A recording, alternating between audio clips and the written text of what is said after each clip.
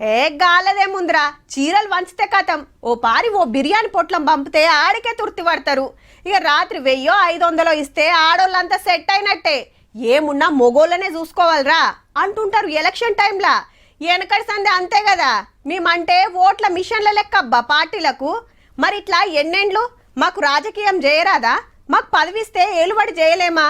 ఇన్నేండ్లు ఒగలెక్క, ఈ కాంచి ఒగలెక్క వచ్చిండ్రు, మేడాలొచ్చిండ్రు. ఏ ఆడోళ్ళతో ఏమైతది అనుడు బంజైర్రిగా. మున్సిపాలిటీలా రాజ్యం మాదే మల్లా. హౌ 116 మున్సిపల్ చైర్మన్ సీట్లుంటే 3 పెండింగ్ వాడంగా 113కి ఎలక్షన్లు పెడితే 76 గెలిచినామంటే సుడుర్రిగా. అంటే 100కి 67 పదవులు మాకే. అప్పటికంటే 19 మంది ఎక్కువ. చైర్మన్లే కాదు, వైస్ చైర్మన్లు కూడా 54 మంది అయిర్రుల్లా. మునుపు ఉత్తం 30 మందే. తగ్గఫర్ పోటీ ఉండే జనరల్ సీట్లు గిన కొట్టుకపోయిన్రు.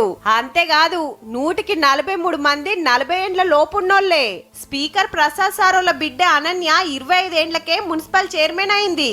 పెద్ద చదువులు చదివినోళ్ళు చాలా మందే ఉర్రట. ఇక 7 కార్పొరేషన్లల్లా 414 వార్డులుంటే 223 మంది లేడీ లీడర్లు కార్పొరేటర్లు అవుడే కాదు, అండ్లకెళ్లి 3 మేయర్ మేడాలు అయిండ్రంటే చిన్న ముచ్చటేం కాదు. మరి ఇన్నేండ్లల్లా ఎన్నడు గిన్ని పదవులు మహిళలకు రాలే. మున్సిపాలిటీలా ఆడోళ్ళ ఓట్లే ఎక్కువ ఉన్నందుకు సీట్లు కూడా మాకే వచ్చినట్టున్నాయిలే. మన మీద గట్టిగా నమ్మికతోటి పబ్లిక్ పదవులు ఇచ్చిండ్రు. వాళ్ళు మెచ్చతట్టు రోడ్లు, మోరీలు, నీళ్లు, కరెంటు బుగ్గలు, పర్మిషన్లు, పనులు ఏడ తిప్పలు లేకుండా అరుసుకొని శబాష్ అనిపించుకోవాలి. ఏమంటున్నా?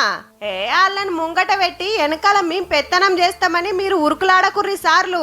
ఎవ్వరికి పదవి వస్తే వాళ్ళే ఏలుబడి చేయాలనేది రూలు.